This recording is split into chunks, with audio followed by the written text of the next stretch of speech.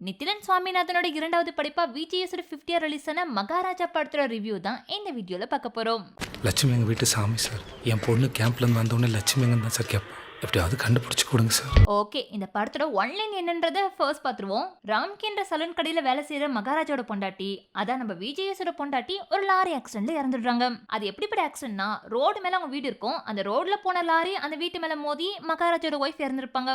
அந்த ஆக்சிடென்ட் அப்போ பரன் மேல இருந்த ஒரு இரும்பு குப்பை தொட்டி குழந்தை மேல விழுந்ததால குழந்தை மட்டும் உயிர் தப்பிச்சிருக்கும். அதனால குழந்தை உயிரை காப்பாத்தின அந்த குப்பை தொட்டியை தெய்வமா நினைச்சு மகாராஜாவும் அவரோட பொண்ணு கும்பிட்டு வராங்க. ஒரு நாள் திடீர்னு அது காணாம போயிடுது. அதை கண்டுபிடிச்சு தர சொல்லி விஜய் சேதுபதி போலீஸ் ஸ்டேஷனுக்கு போய் கம்ப்ளைண்ட் தராரு. அதுக்கப்புறம் என்னெல்லாம் நடக்குது, இந்த குப்பை தொட்டி கேஸை வச்சு போலீஸ் என்னெல்லாம் பண்றாங்க, ஒரு குப்பை தொட்டிக்காகவா மகாராஜா இவ்ளோ போராடுறாரு, உண்மையிலேயே அன்னைக்கு மகாராஜா வீட்டுல என்ன நடந்துச்சுன்னு எல்லா கேள்விக்கும் ஆன்சர் பண்றது தான் இந்த படம். ஒருத்தர் லட்சத்துல லஞ்சம் கொடுக்குறான்னா கோடியில ஏதோ பதுக்குறான்னு அர்த்தம். ஆக மொத்தத்துல ஒரு அருமையான சஸ்பென்ஸ் த்ரில்லர் ட்ரீட் இந்த படம் கொடுத்திருக்கு. நான் லீனியர் கான்செப்ட்ல எடுத்திருக்க இந்த படத்துல ஃபர்ஸ்ட் ஆஃப் வரைக்கும் என்ன நடக்குது எப்ப நடக்குதுன்னு ஒன்னும் புரியாம தான் படம் போகுது.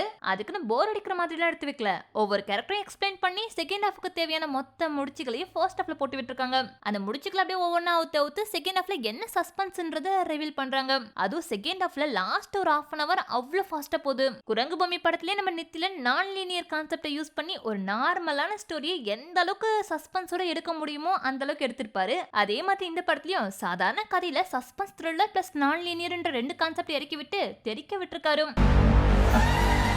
இவனுங்க ஆளு பார்க்க ஒரு மார்க்கமா இருக்கிறானுங்க. உள்ள பூஞ்சலோன்னா பெருசா எதுவும் சிக்கும்னு நினைக்கிறேன். சிம்பிளான ஸ்கிரீன் பிளேல மக்களை சந்தோஷப்படுத்துறது எப்படின்ற டெக்னிக் நித்திலன் சுவாமிநாதனுக்கு நல்லா தெரிஞ்சிருக்கு. ஏன்னா ஒவ்வொரு சீனும் அவ்வளவு யதார்த்தமா அவ்வளவு சிம்பிளா பண்ணிருக்காரு. ஆனா அது நம்மள படத்தோட அந்த அளவுக்கு கனெக்ட் பண்ணிக்க வைக்குது.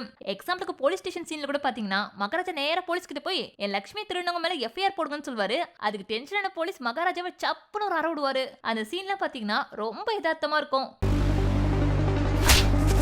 ஜெனரலா ஒருத்தர் சிம்பிளான கேஸுக்கு போலீஸ் ஸ்டேஷன் போய் எஃப்ஐஆர் ஃபைல் பண்ணுங்கன்னு போலீஸ்க்கே லா சொல்லி கொடுத்தா போலீஸ் எந்த அளவுக்கு காண்டாவாங்க. அந்த யதார்த்தத்தை அப்படியே நித்திலன் ஸ்கிரீன்ல காட்டியிருப்பாரு. இதே மாதிரி படத்துல பல சீன்ஸ் ரொம்ப யதார்த்தமாவும் நம்மள ஏத்துக்க வைக்கிற மாதிரியும் நித்திலன் எடுத்திருக்காரு. இப்ப சலார் படத்துல பாத்தீங்கன்னா அந்த கம்பியில நம்ம பிரபாஸோட ஃபிங்கர் பிரிண்ட் அப்படியே பதிஞ்சிருக்கும். அந்த சீன்லாம் ரொம்ப மாசம் நினைச்சு எடுத்திருப்பாங்க. ஆனா தியேட்டர்ல எல்லாரும் சிரிச்சு என்ஜாய் பண்ணாங்க. அதே மாதிரி இந்த படத்துலயும் மகாராஜாவோட ஸ்ட்ரென்த் எந்த அளவுக்கு இருக்கும்ன்றத ப்ரூவ் பண்ற மாதிரி நித்திலன் ஒரு சில சீன்ஸ் வச்சிருக்காரு. ஆனா அந்த சீன்ஸ்லாம் லாஜிக் படி நடக்கவே நடக்காதுனாலும் எமோஷனோட சேர்த்து பார்க்கும்போது நம்மளால ஏத்துக்க முடியுது. சோ எந்த சீனை மக்கள் எப்படி எடுத்த ஏத்துக்குவாங்கன்றது தெரிஞ்சு நித்திலன் எடுத்திருக்காரு. குரங்கு பொம்மையில அப்பா பையனோட பாசத்தை வச்சு படத்தை செம்மையா எடுத்திருப்பாரு. இந்த படத்துல அப்பா மகள் பாசத்தை வச்சு படத்தை சூப்பரா கொண்டு போயிருக்காரு.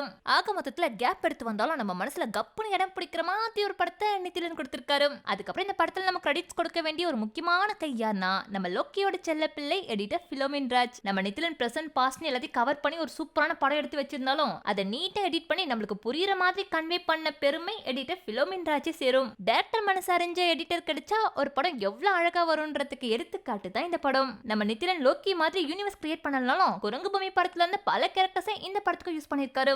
அதுல நம்மள இம்ப்ரெஸ் பண்ண ஒரு முக்கியமான கேரக்டர் திருடன் கேரக்டர். குரங்கு பொம்மை படத்துல அவருக்கு எந்த மாதிரி ஒரு ஸ்கோப் இருந்துச்சோ அந்த மாதிரி ஒரு சூப்பரான ரோலை இந்த படத்துல கொடுத்திருக்காங்க. தியேட்டர்ல எல்லாரும் கொஞ்ச நேரம் கலகலன்னு சிரிச்சதுக்கு இந்த மனுஷன் தான் ஒரு முக்கியமான காரணம். மேபி ஆஃப்டர் திஸ் மூவி இனிமேல் அவரை நிறைய படங்கள்ல பார்க்க சான்ஸ் இருக்குன்னு நினைக்கிறேன். மத்தபடி பாரதி ராஜா அவர்களையும் PL தேனப்பன் அவர்களையும் சும்மா சென்டிமெண்ட்காக இந்த படத்துல போட்டு விட்டுருப்பான்னு நினைக்கிறேன். ஏன்னா சும்மா போடணுமேன்றதுக்காக தான் அந்த ரெண்டு ரோலையும் போட்டு விட்ட மாதிரி ஃபீல் ஆச்சு.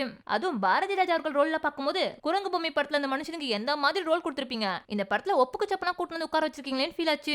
குரங்கு பொம்மை படத்துல எப்படி PL தேனப்பன் பாட்டோட படத்தை ஸ்டார்ட் பண்ணாரோ அதே மாதிரி இந்த படத்தையும் PL தேனப்பன் அவர்களோட பாட்டோடயே ஸ்டார்ட் பண்ணிருக்காரு. மேபி அவரை லக்கி சாம் நினைக்கிறாரோ.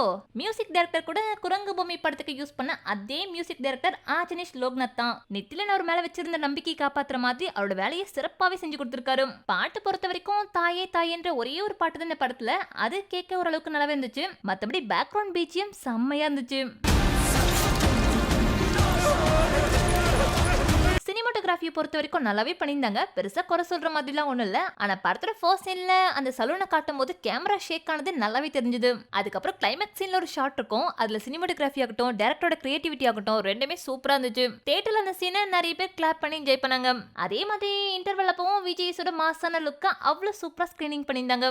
ஆக்டிங் வைஸ் பார்த்தோன்னா இந்த படத்துல விஜய்ஸ்க்கு அப்புறம் 3 பேரோட ஆக்டிங்கை நோட் பண்ணி கிரெடிட்ஸ் கொடுக்கலாம். ஃபர்ஸ்ட் நட்ராஜன், அடுத்து மணிகண்டன், லாஸ்டா சிங்கம் புலி. போலீஸ் கேரக்டர் நடிச்சிருக்க நட்ராஜன் இந்த படத்துல படத்துல சதுரங்க வேட்டை படத்துல பார்த்த மாதிரி ஒரு எனர்ஜெட்டிக்கான பெர்ஃபார்மன்ஸ் கொடுத்திருக்காரு. இவரோட ரோலை பார்க்கும்போது இவன் நல்ல வேணா இல்ல கெட்ட வேணா அப்படின்னு புரியாமலே போகும். டெரர் போலீஸ் பாதி காமெடி போலீஸ் பாதின்னு கலந்து செய்த கலவை இவரு. மொத்தத்துல கொடுத்த ரோலை சூப்பரா பண்ணி கொடுத்திருந்தாரு. அடுத்து மணிகண்டன் ரூடான டைப்பா எவனுக்கும் அடங்காம அராத்தா சுத்துற கேரக்டர் நடிச்சிருக்க மணிகண்டன் இந்த பையனுக்கு சான்ஸ் கொடுக்க மாட்டீங்கன்னு நம்மள ஃபீல் பண்ண வைக்கிற அளவுக்கு நடிச்சிருக்காரு. திருடன் கேரக்டர் நடிச்சவர் எப்படி இனிமேல் அடிக்கடி படத்துல பார்க்க சான்ஸ் இருக்குன்னு சொன்னமோ அதே மாதிரி இவரையும் இனிமேல் நிறைய படங்கள்ல பார்ப்போம்.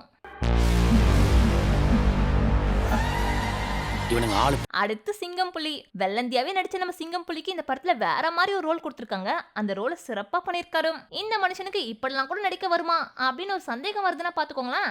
அடுத்து அனுராக் கஷ்யப் ஆஸ் யூசுவல் அவரோட பாடி லாங்குவேஜ் ஏத்த மாதிரி ஒரு கேரக்டர் தான் இந்த படத்துலயும் அதை நல்லாவே பண்ணி கொடுத்திருக்காரு. ஒரு சில இடங்கள்ல இன்னும் பெட்டரா பண்ணிருக்கலாமோன்னு ஒரு ஃபீல் தான். அதுக்கப்புறம் ஒரு முக்கியமான ஆள் நம்ம விஜய் ஆக்டிங்க பத்தி சொல்லணும்னா காணாம போன விஜய் சேதுபதி அவர்களை திருப்பி கண்டுபிடிச்சு கொண்டு வந்து கொடுத்த மாதிரி ஒரு ஃபீலிங் இருந்துச்சு இந்த படத்துல. நம்ம விஜய் ஆக்டிங்க பார்க்கும்போது ஒரு நல்ல ஆக்டருக்கு 50th மூவி அமைஞ்சா இப்படிதான் அமையணும் அப்படின்னு சொல்ற அளவுக்கு ஒரு சூப்பரான படம் நம்ம விஜய்ஸ்க்கு கிடைச்சிருக்கு.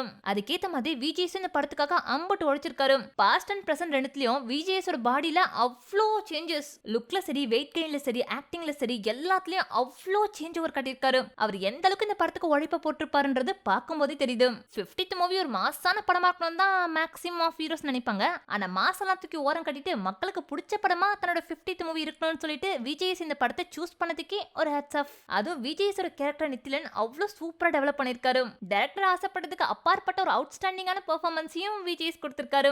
கேர்ள்ஸ் பொறுத்த வரைக்கும் இந்த படத்துல மம்தா மோகன்தாஸ், அபிராமி, திவ்ய பாரதி 3 பேர் நடிச்சிருக்காங்க. இதுல திவ்ய பாரதிக்கு பெருசா ரோல்லாம் இல்ல. அனுராக் கஷ்யப்க்கு ஒய்ஃப் அவர் அபிராமி அவங்களுக்கு கொடுத்த ரோல செம்மையா பண்ணிருக்காங்க. மம்தா மோகன்தாஸ்க்கு பெருசா பாராட்டி சொல்ற அளவுக்குலாம் பெர்ஃபார்மன்ஸ் இல்ல, கொடுத்த ரோல ஏதோ பண்ணிருக்காங்க. அப்புறம் விஜய்ஸ்க்கு பொண்ணு ரோல நடிச்ச பொண்ணு நல்லாவே பண்ணிருக்காங்க.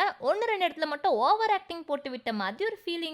ஓகே, ஓவராலா படத்துல பாசிட்டிவ் எல்லாத்தையும் பார்த்தாச்சு. நெகட்டிவ் பத்தி சொல்லணும்னா படத்துல ஒரு சில சீன்ஸ் மட்டும் எதுக்கு வச்சிருக்காங்கன்றதே புரிய மாட்டேங்குது. அதுக்கப்புறம் பாரதி ராஜா அவர்கள் ரோல், தேனப்பன் ரோல்லாம் வேணும்னே திணிச்ச மாதிரி இருந்துச்சு. அதுக்கப்புறம் கிளைமேக்ஸ்ல விஜய்ஸோட பொண்ணு வந்து சில டைலாக்ஸ்லாம் பேசுவாங்க. அதெல்லாம் போடாம இருந்திருந்தாலே இன்னும் கொஞ்சம் நல்லா இருந்திருக்கும்னு ஃபீல் ஆச்சு. ஃபர்ஸ்ட் ஹாஃப் பொறுத்த வரைக்கும் கொஞ்சம் பொறுமையா போனாலும் கலகலன்னு ஜாலியாவே போகுது. செகண்ட் ஹாஃப் சும்மா தாறு மாதிரி தக்காளி சோறா ஃபாஸ்டா மூவ் ஆகி நம்மளோட எல்லா கொஸ்டினுக்கும் ஆன்சர் சொல்லுது. இந்த படத்தோட ஸ்ட்ரென்த் என்னன்னா மேக்ஸிமம் இந்த படத்துல வர எந்த ட்விஸ்ட்டுமே நம்மளால கெஸ் பண்ண முடியல. எண்ட் ஆஃப் த மூவி வரும்போது தான் நம்மளால எல்லாமே கெஸ் பண்ண முடியுது. சோ இதுவே இந்த படத்தோட சக்சஸ்க்கு ஒரு முக்கியமான காரணமா இருக்கும். ஓவராலா இந்த வீக்கெண்ட் பார்த்து என்ஜாய் பண்றதுக்கு ஒரு நல்ல படம் கிடைச்சிருக்கு. நம்பர் ரேட்டிங் இந்த படத்துக்கு 10க்கு 8.